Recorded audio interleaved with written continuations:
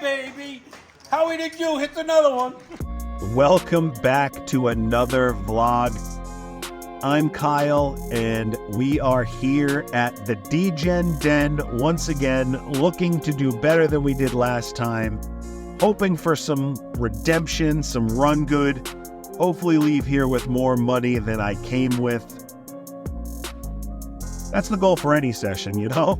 That's the whole, nobody comes to a session and goes, hey, I really hope I leave with less money than I came with. But whatever, I'm just hitting all these cliches. Anyway, let's get to the vlog. I'm Kyle. Come join me as I dive into the ups and downs, the wins, the losses, and everything in between. From poker tips and strategies to behind-the-scenes looks at my life, there's a lot to explore, so hit that subscribe button, like the video, and ring the bell for notifications. Let's stack those chips together and enjoy the ride. This is K-Boule Poker.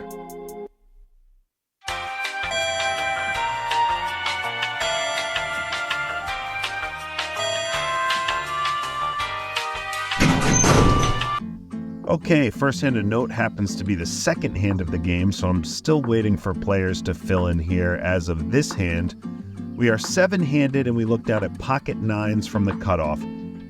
There's a button straddle of $6, and the small blind, which is now first to act, raises it up to $20. I know in some button straddles, in some games, it rewards ultimate last action, but at this game, the button straddle just changes the pre-flop order. So there is a call from the low jack as well as the high jack, and I also flick in the call for $20. Now the button decides to raise it up to 45, and everyone, including myself, decides to double flat, and we go 4 players to a flop. Board shows Queen 6-4 rainbow, and it checks around. 2 of clubs on the turn, and when it checks back again, I stab out for $30, targeting ace kings or middle pocket pairs. I'm not too scared of straight, seeing as how this was a 3-bet pot with a straddle, so the vlog's favorite hand of 3-5 is a little less likely. Button folds and the low jack and high jack stick around. The 7 of diamonds hits on the river, which brings in more straights out there, but again, I'm not putting my opponent on straights. Maybe flush draws, but those bricked off. So checks to me again, and now I feel like I'm against 2 people with air. Again, I'll try to target small pairs or ace high, but I think I'm getting folds to any bet, which ends up happening, and we take in this pretty decent pot early in the session. Moving right along and filling players in, we look at my least favorite hand of all time, Queen 10. Always looks good, but never wins. At least for me. There's a $6 button straddle, and the blinds both call. We're under the gun and flick in the limp as well. Few more callers, and we go 6 ways to a flop of 9 jack 4. Checks all the way around to a 10 on the turn. Second pair and an open-ended straight draw doesn't suck. I plan on check raising this turn for anyone who wants to make a stab at this 6-way pot and let people call with their weak shit and raise with their strong shit, but for some reason, in the moment, I just flat. I'm not a fan of this move, but we do lose a few and go 3 ways to another 10 river, giving us a set with a queen kicker. This hand has been pretty passive. Howie on our right in the big blind comes out for $50, which is just screaming value. He's been playing this like he's been slow playing a straight.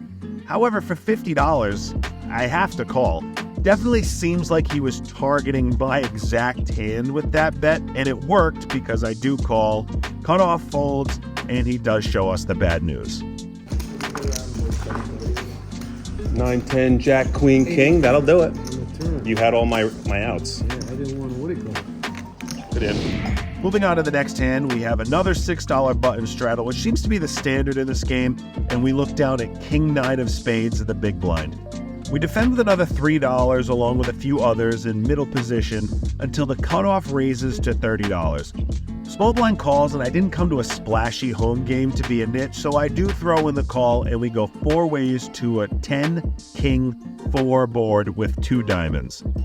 Small blind checks, and I check back as I will do 99% of the time with my entire range when I'm out of position. Middle position tosses in a green $25 chip, small blind calls, cutoff calls, and I elect to call here with my top pair mid kicker.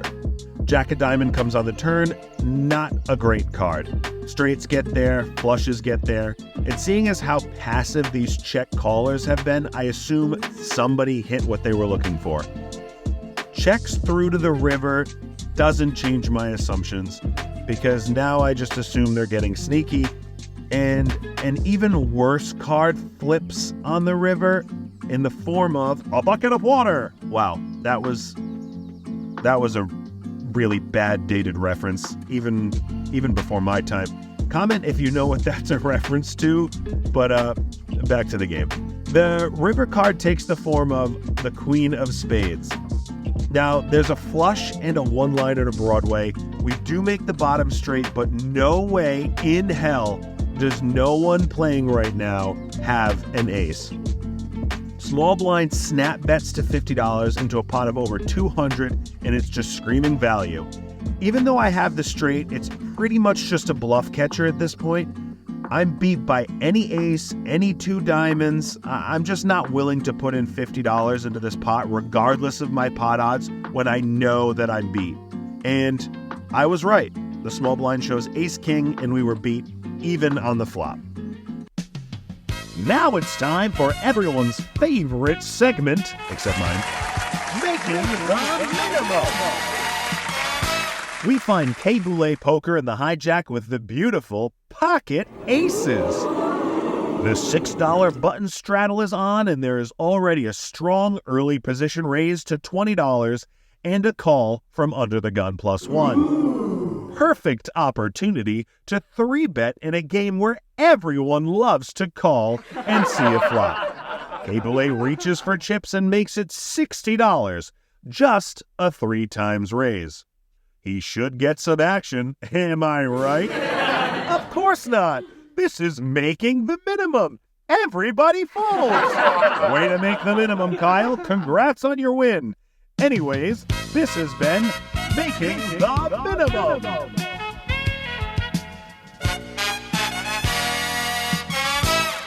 All right, we're chugging right along into middle position with ace-jack off, facing a $20 open from the under the gun +2. I'll see a flop with some offsuit broadways for $20. Absolutely. Heads up to a 6-4-9 rainbow board. Checks through to a helpful king on the turn. +2 now comes out for $30. She could just be betting range here. That king does hit her range more than mine. She does have the ace-king, pocket kings in her range, but I feel like she may have just continued with pocket kings on the flop. However, I didn't come this far just to fold top pair, so I do call. When the river pairs the board with the 4 of clubs and the +2 checks to me again, I have the feeling that she may have given up when she tried to steal on the turn. I feel like any king would have just bet for value here on the river, so I bet $50 and she does snap fold. We'll be taking in this decent pot here. This next hand was the biggest hand of the night for me. We have the beautiful suited connectors in middle position, and we're facing a $10 button straddle. I do love my suited connectors, so we call along with half of the continental US, and we see a flop. We flop the second nuts with a 6-7-8 board, 2 diamonds. It's so nice when you don't have to sweat it. You're not thinking about an open-ender, you're not thinking about a gut shot, you just flop it right away, you don't have to sweat it. There is a donk from under the gun for $20, a quick call from +1, and now it's on me and I have 3 to act behind me. So I'm going to bump it up right now to $100, and there is folds around back to the under the gun donker, who now jams for $304 on top of my $100. I'm hoping this donk jam is because she flopped a set and doesn't want the straights or flushes to get there, and maybe she has the nut flush draw and wants to just win the pot now with a semi-bluff, but I know the truth. This is not a snap.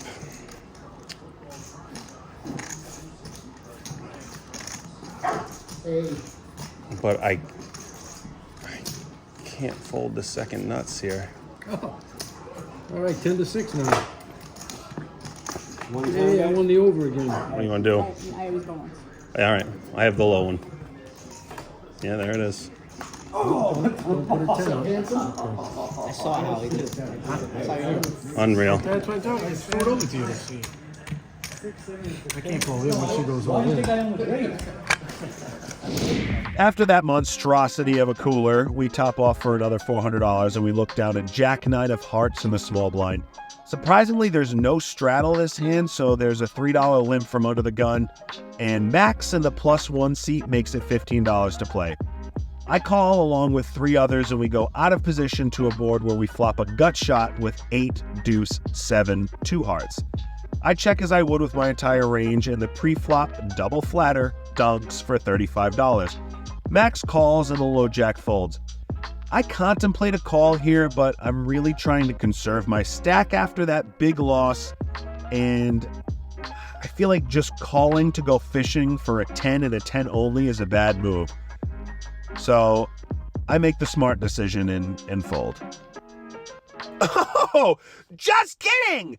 That's not the smart decision, because the 10 comes immediately on the turn! If I wasn't such a nit and called the dumb $35 dunk, I'd have the nuts right now. But, of course, if I had probably called, a deuce or an ace would have hit, because no matter what the Okay, the next hand of note, there is a $10 button straddle, and we're in the +2 position with 7 deuce. Now, let me remind the viewers that there is a $10 7 deuce bounty here at the Degen Den, so it does make me want to gamble.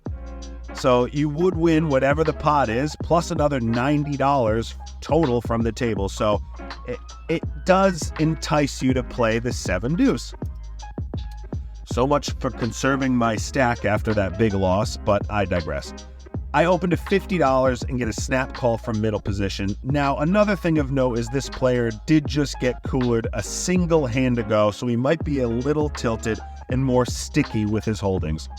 This may not go the way I want it to. Folds all around and we go heads up to a 10-9-4 board. I check as I would of my whole range, and as expected, he snap bets $50. I'm hoping he's tilting and looking for a recovery pot, because now I'm going to do my favorite out of position move. I'm going to raise to entice him to fold his weak shit and raise his strong shit. I repop it to $125 and I get snap called. At this point, I think he has an overpair that I'm just not going to get him off. A queen comes on the turn and I check again. He does not check back, and instead he goes for another street of value with a $200 bet. Even if this is a tilt bluff, I can't continue with this charade. It has already cost too much. Next one here, we're on the button straddle and I look down at 3-4 of spades. You know me, I love my suited connectors. Max makes it $25 from under the gun, and +2 and myself come along. Max has a razor fold mentality most of the time, so I find he could be wide here. 8 queen 6, 2 spades on the flop, baby flush draw on board for me, and you know what? I'll take it. Checks through to a 7 of clubs on the turn. Now we have even more equity, and it's time to pile the money in. We bet $40, under the gun folds, and +2 calls. River pairs the board and absolutely destroys my hopes and dreams with the 8 of diamonds. Checks to me, and I know the only way I'm winning this pot is to bet, because 4 high is no good if I check this through. So I come out with $65, and thank God we get a snap fold. Really feels good to pick up a pot with 4 high. So some time goes by, we win some, we lose some. Nothing too interesting. Dealers switch out to a familiar face, and now we look down at ace-10 offsuit from middle position after being card dead for what feels like forever. There's a $10 under the gun raise, and I elect to just call here, and my fellow YouTuber Dookie Bets to my left 3 bets to $50. He has not gotten out of line too much this game, and definitely has not 3-bet light. So he's for sure capable, but I feel like I've been getting coolered and steamrolled this session, and I don't want to make the wrong side of his vlog here today. Call me a nit, but I had a bad feeling about this one. Best hand I had in a while. He doesn't tell me exactly what he had, but he said something that definitely made me feel like I was dominated. It's a nitty fold. Best hand I've had in a while as well. Oh boy, time for redemption. We look down at 7 deuce offsuit in middle position. There's no straddle and there's a few limps to us.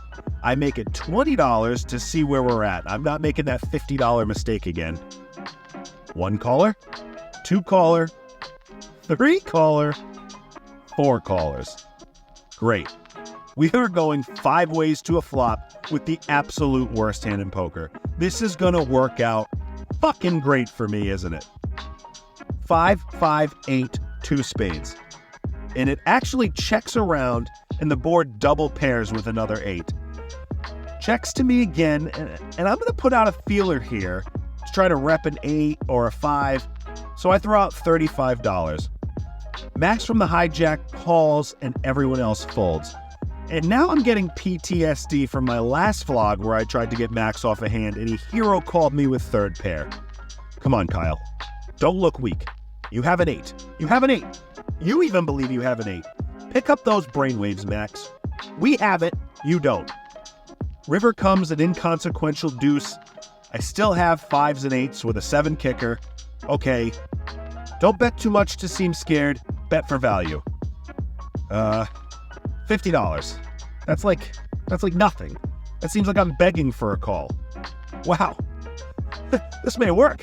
I mean, it will work. I do want him to call. I have ace 8.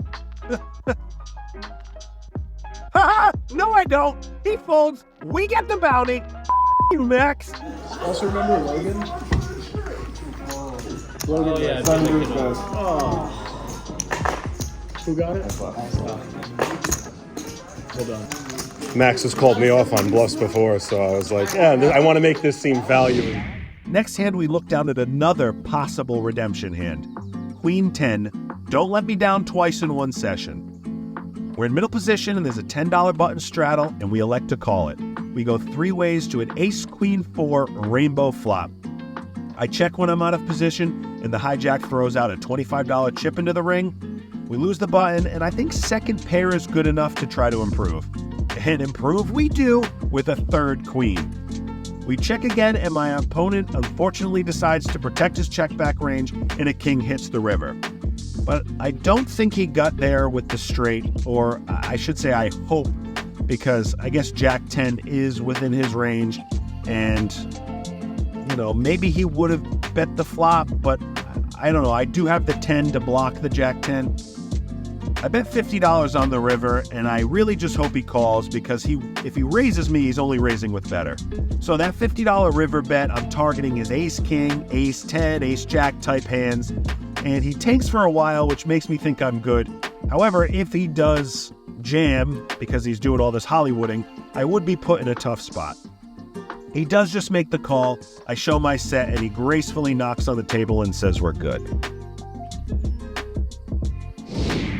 All right, the last hand of the night comes from the button where I forgot to straddle and figures I forgot because we looked down at the beautiful ladies. There's a few limps and a min click to $6, and I have a great squeeze spot here to try to grab this dead money and not even have to see a damn flop because we all know an ace and a king is both coming on the flop. We make it $30 and only the hijack and the cutoff call, and there she is, the ace on the flop. Checks around, and the turn comes out an innocuous 2 and checks again to me. At this point, I think they would have bet their ace X hands, so now I kind of have a little bit of confidence back and I bet $45. Quick folds from the hijack and the cutoff flashes me pocket 3s and he folds as well. I'll take that over flashing me an ace 3 that flatted me pre-flop. 11 o'clock rolls around and I have to go relieve my babysitter at home, so we ask Dave to cash us out. We have a small loss of $185, which, seeing as how I had $800 on the table, lost straight over straight very early in the session, I'm okay with that. It's a fun game. Dave always has a good spread of food and snacks. Love it. I'll come here any chance I can. Nice table, great guys. I always have fun at the Degen Den. I'm so glad they keep having me back. So, again, trying to rebuild my bankroll. Not doing too well, but not doing too terribly. I don't think we played bad this session. Just caught a couple of coolers and it cost me. I really appreciate you guys sticking around. Please don't forget to like, subscribe, comment, tell me I suck, tell me I played okay. It really helps the channel. It'll help me continue to keep doing this. Also, if you could please follow me on Instagram. I post some funny stuff on there sometimes. I really appreciate the support in any medium. I have a couple other videos here on this end screen. Feel free to check out my other videos. I have vlogs from other cash games. I have vlogs from casinos. I have vlogs for tournaments. Please feel free to stick around and support me in watching other vlogs. Until next time, guys, thanks for sticking around.